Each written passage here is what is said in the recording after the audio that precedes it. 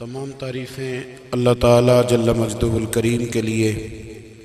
درود و سلام نبی کرم نور مجسم شفیع معظم احمد مجتبیٰ جناب حضرت محمد مصطفیٰ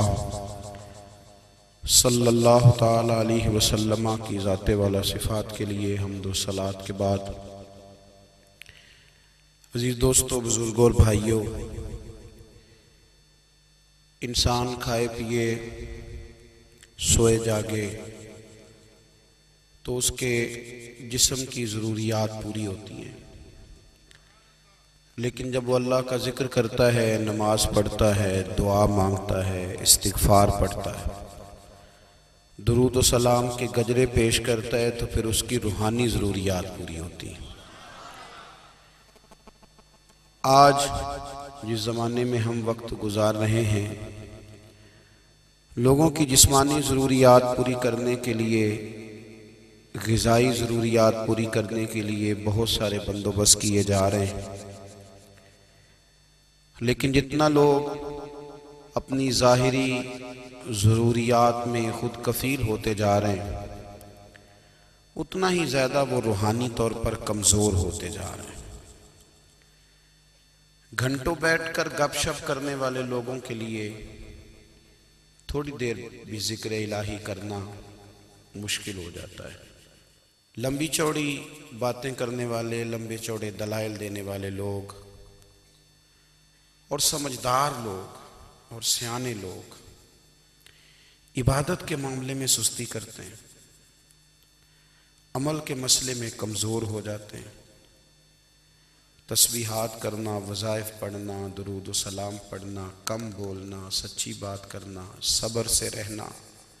شکر کو اپنانا، قناعت اختیار کرنا، حسد، بغض، عداوت سے بچنا، یہ لوگوں کے لیے مشکل ہو جاتا ہے۔ پھر اس کا نقصان یہ ہے کہ معاشرہ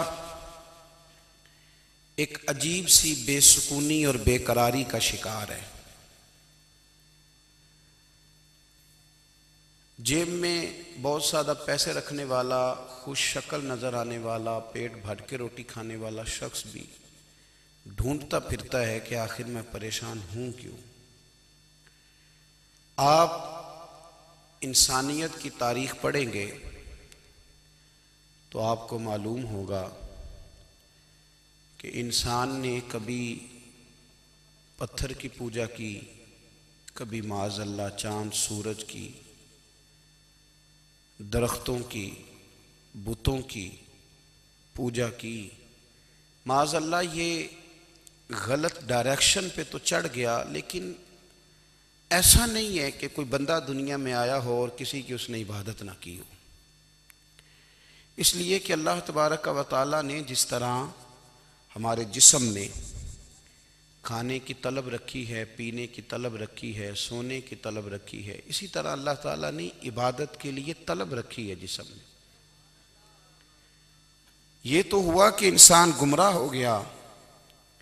غلط رستوں پہ چل نکلا، اس نے جھوٹے معبودوں کی طرف معاذ اللہ توجہ کر لی، لیکن وہ کسی نہ کسی کے سامنے جھکتا رہا، چونکہ اس کے وجود میں طلب تھی، شوق تھا اسے کہ وہ عبادت کرے۔ اللہ تبارک و تعالی جب مسلمان کو توفیق دے اور اللہ کی بارگاہ کی جانب وہ رجوع کرے، تو پھر اس کا رویہ یہ ہونا چاہیے کہ اس کی توجہ ہو اللہ کی جانب۔ ہمارے ہاں تسبیحات پڑھ لی جاتی ہیں اگر کبھی موقع ملے، لیکن وہ خاص انہماک، وہ خاص شوق، وہ خاص ذوق اللہ تبارک و تعالیٰ کی عبادت کا، ایک ہوتا ہے نماز پڑھنا، ایک ہوتا ہے اہتمام کے ساتھ نماز پڑھنا، یعنی ذرا وقت پہ اٹھنا، ذرا صحیح کر کے وضو کرنا، ذرا شوق سے مصلی بچھانا۔ ایک ہوتا ہے تسبیح پڑھ لینا، اور ایک ہوتا ہے ذرا تھوڑا سا نا شوق کے ساتھ اللہ کو یاد کرنا۔ آپ کبھی جو میں نے آیہ کریمہ پڑھی، اس کی آپ شان نزول دیکھیں،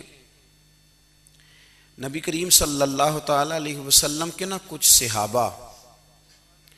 اللہ کی محبت کے شوق میں حضور کی بارگاہ میں حاضر ہوئے، اور انہوں نے آ کے عرض پتہ کیا کیا؟ عرض کرنے لگے، یا رسول اللہ صلی اللہ تعالی علیہ وسلم سالوں بیت گئے ہیں سجدے کرتے ہوئے،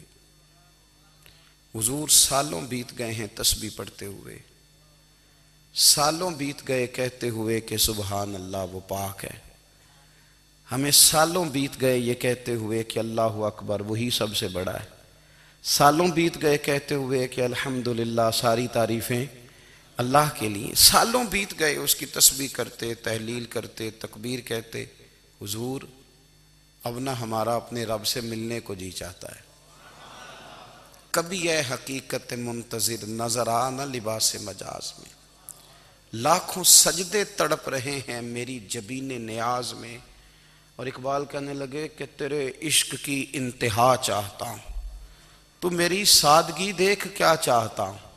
میرا ذرا سا تو دل ہے مگر شوق اتنا، میں وہی لن ترانی سنا چاہتا ہوں۔ میرا بھی دل کرتا ہے کہ اللہ میں تجھے کہوں میں تجھے دیکھنا چاہتا ہوں، جس طرح حضرت موسیٰ کلیم علیہ السلام نے کہا تھا، اور تو مجھے کہے کہ لن ترانی تو نہیں دیکھ سکتا، ذرا سا تو دل ہے مگر شوق اتنا، میں بھی وہی لن ترانی سنا چاہتا ہوں۔ پھر کہنے لگے بھری بزم میں راز کی بات کہہ دی، بڑا بے ادب ہوں سزا چاہتا ہوں۔ دیکھو سب لوگوں کے بیچ ہی میں نے یہ کہہ دیا۔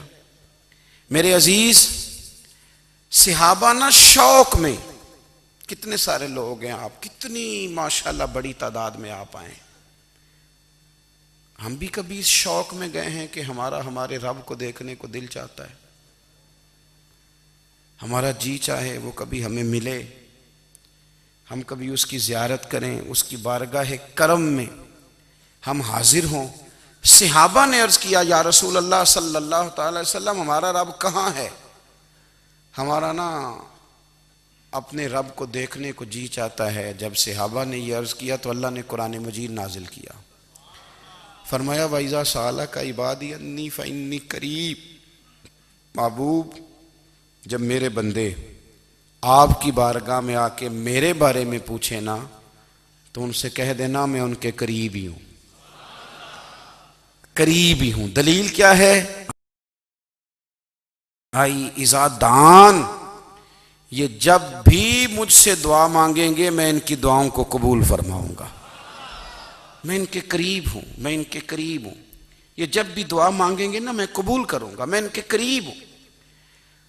اللہ تبارک و تعالیٰ کے بندے اللہ سے محبت کرتے، رب کی بارگاہ میں جھکتے، اس کو اپنے دکھ سناتے، اس کے پیارے محبوب صلی اللہ تعالیٰ علیہ وسلم کا وسیلہ لے کے اس کے حضور حاضر ہو جاتے، پیشانیاں سجدوں سے روشن ہوتی۔ ہم نا